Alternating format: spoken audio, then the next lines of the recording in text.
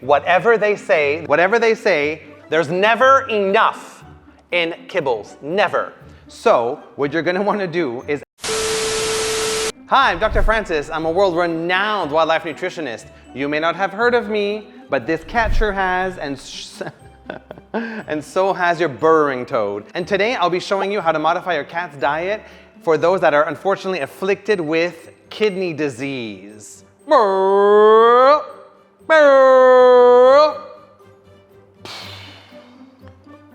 Right, monkey?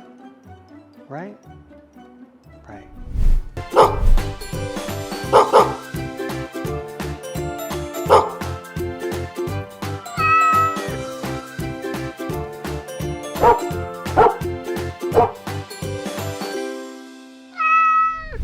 So there are four main kinds of complete and balanced diets that exist for cats. We have your kibble, we have your canned food, you have your raw or cooked diets, and then you have your freeze-dried. So we'll be looking at each of them one at a time, and I'll be giving you some suggestions on what you could do to edit and modify these foods just to make it a little bit more kidney friendly if you have a cat with stage 1 or if you're seeing that the blood values are slowly creeping up, right? Kidney disease cannot be treated, it can only be slowed down and managed. So prevention here is key. So when we're talking about kibble, then this is probably the worst thing you could feed your pet for kidney disease because it's dry, zero moisture, and we know that that is not conducive to kidney health at all. And cats are not big drinkers either.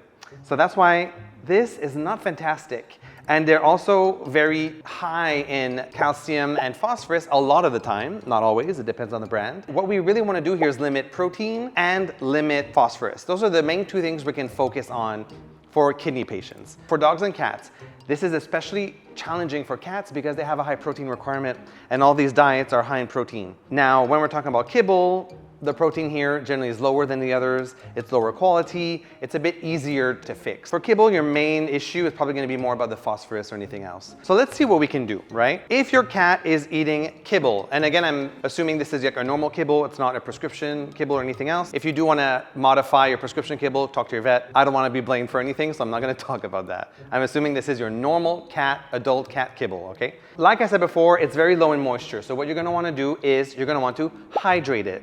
Now you are going to want to put in a little bit of water in here. Some people say don't do that because it reduces the shelf life and integrity of the kibble, which is true. So once you wet it down, you need to start your timer. Your cat has about an hour to finish this meal. If they don't finish it within an hour, you throw it out. Usually kibbles are quite cost effective, so I don't feel too bad if you have to throw it out, if it means your cat gets to live longer because this supports their kidney. You're just gonna put a bit of water, and there we go. What you could also do is you could potentially add in a little bit of bone broth.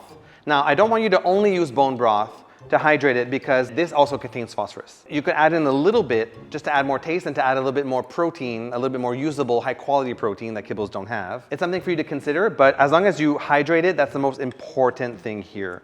So it does take a while. Kibbles are meant to resist hydration, so it takes a while. It's not fantastic. Alternatively, what you can do then is just give very, very dilute bone broth on the side to drink. Hopefully the cat will drink more if it's a little bit tastier. So we're just gonna let that slowly seep in.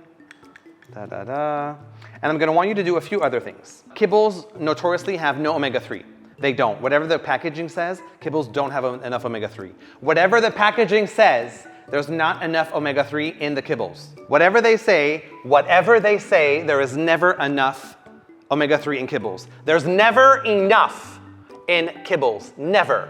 So what you're gonna wanna do is add some in. What you could do is you could consider adding in some actual salmon or canned fish into the food.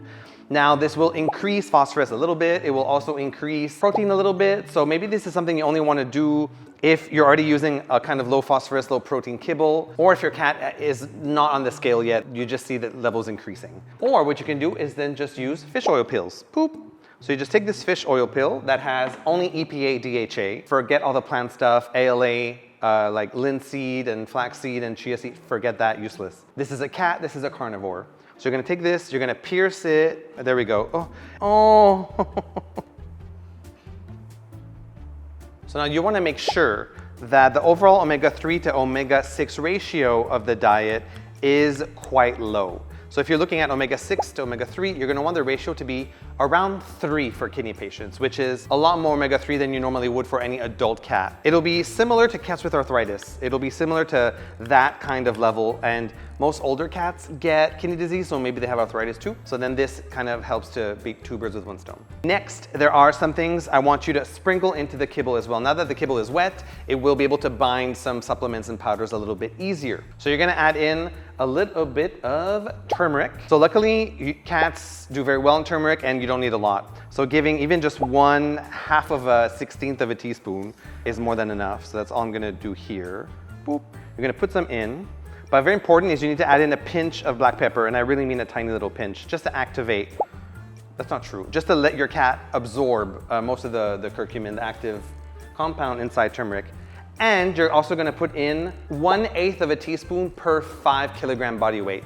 So most cats are about 3 to 4, so you may need to give a little bit less than a 1/8 teaspoon of parsley or cilantro, coriander, whatever you call it. You can even buy the dried stuff. If it's the dried stuff, then you just do 1 little shake. If it's fresh, then follow my instructions here and mix this together. The reason why is because there's a lot of pro-inflammatory ingredients in kibble.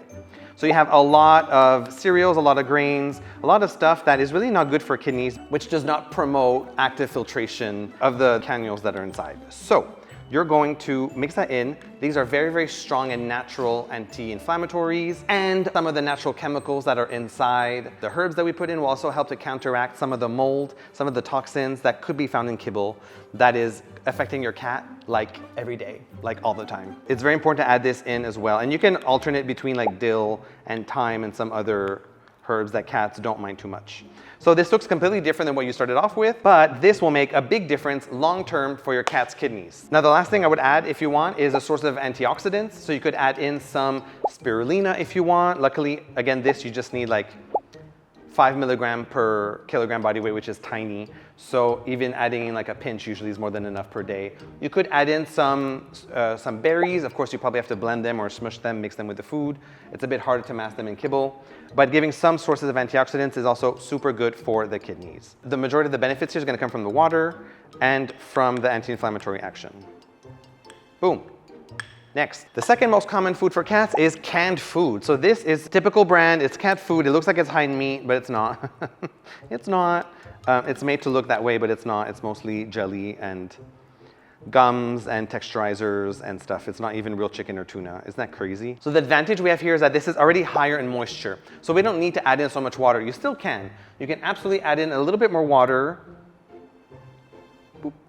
Because for cats, it's a lot about texture, and a lot of them like more liquid, more pasty things. If your cat hates it, then obviously don't do this. Anytime you can add in a bit more moisture, do it. It soaks up so nicely. So any more moisture, you're already doing your cat a huge benefit. And we're gonna do the same thing. Still gonna add in a tiny little bit of the turmeric and a pinch of black pepper. And I'm also gonna put in a little bit of the parsley here. And it's important for canned food because canned food is usually cooked at a longer period of time at quite high temperatures, more than 100 degrees. Sometimes it's usually steam at like 120 degrees. That gives a lot of time for these chemicals to activate, for these kind of nasty synthetics to activate inside the canned food. And we don't want that.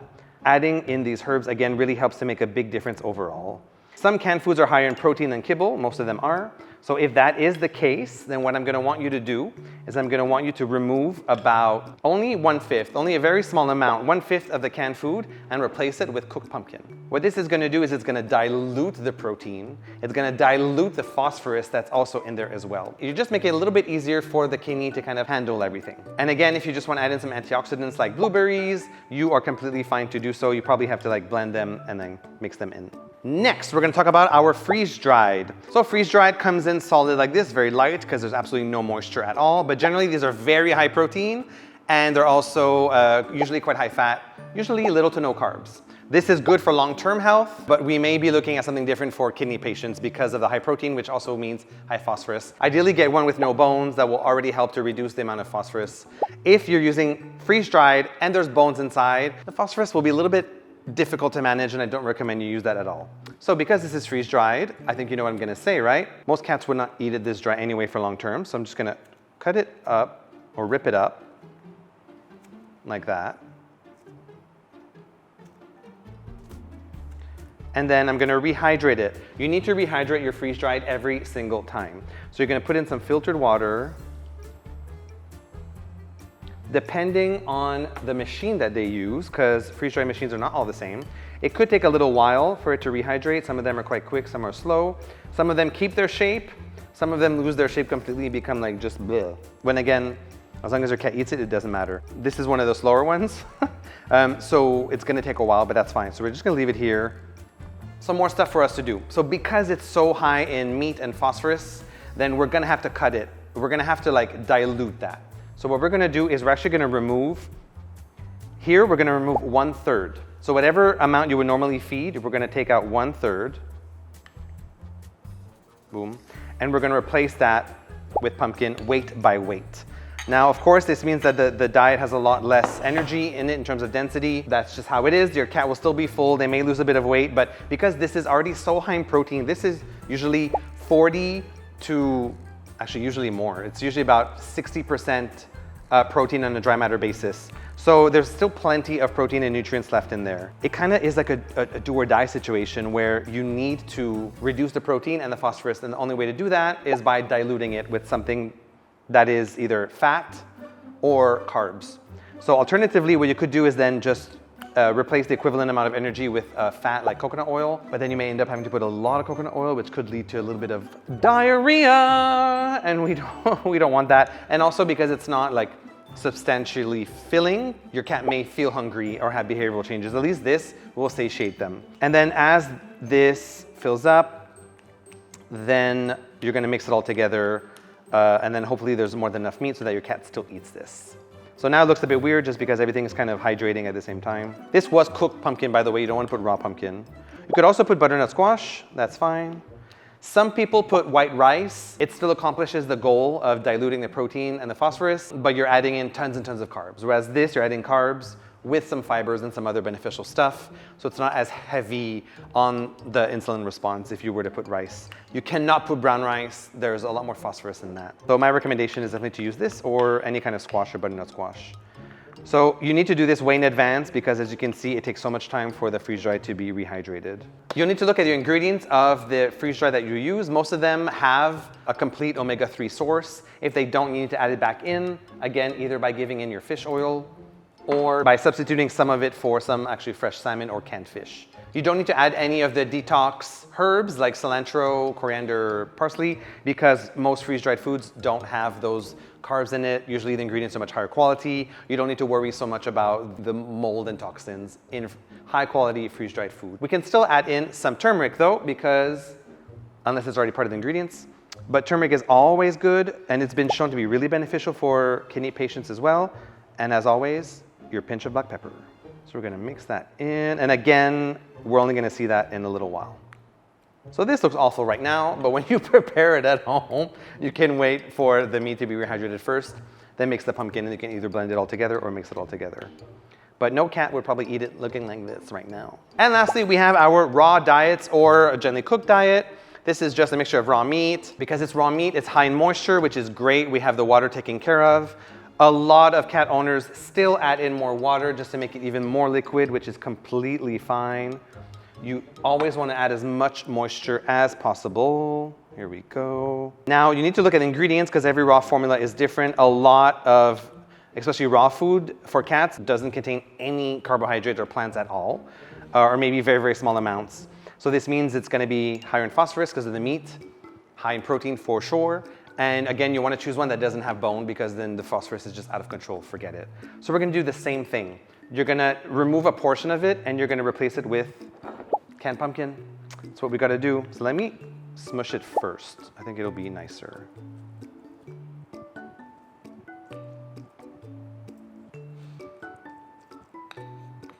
So you remove a portion and then you're going to replace it with the pumpkin. And with this, again, we're going to remove 1/3. Easily 1/3, and then we're going to mix that together. Again, if you have a blender, it makes it so much easier. But this is blending quite nice. And if it's well blended, most cats will be completely fine to eat pumpkin or white rice or butternut squash. And I say most, of course, not all. Still a good texture, and the cat will kind of have no choice but to eat the pumpkin along with it. So you have a little bit less protein and it's more diluted. Now, depending on your cat's kidney condition, you may end up having to remove half. It may end up being more than half. If it's more than half, then you probably are not gonna get a fully balanced meal anymore. Even 1/3 is like pushing it a little bit for some nutrients. So you may need to add in some multivitamins if you have to do half-half like that.